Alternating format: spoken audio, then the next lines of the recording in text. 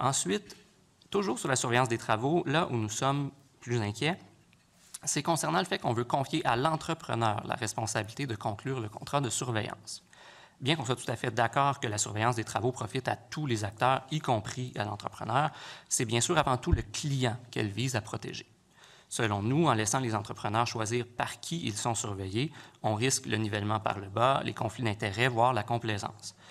Il nous semble donc important que ce soit le donneur d'ouvrage ou le promettant acheteur, lorsqu'il est connu, qui ait le choix final du surveillant et en soi le client. Pour la même raison, nous questionnons fortement l'idée de permettre à la régie de reconnaître qui elle le souhaite pour ses activités de surveillance sans davantage de balises.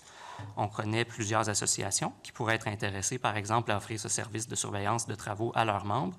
Nous y voyons un potentiel grave de conflit d'intérêts que le futur article 16, tel que rédigé, n'exclut pas. C'est surtout que l'indépendance du surveillant est, selon nous, fondamentale à partir du moment où il y a un rapport où l'entrepreneur engage le surveillant.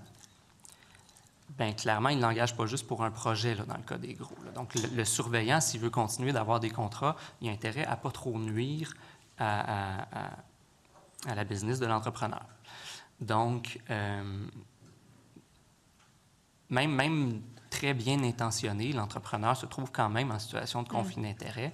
On a vu ce que ça a donné, ce que ça donne encore entre les courtiers immobiliers et les inspecteurs en bâtiment, par exemple, ou si un inspecteur qui est régulièrement référé par un courtier fait tomber des ventes parce qu'il est peut-être trop alarmiste, bien, il ne sera plus référé par le courtier.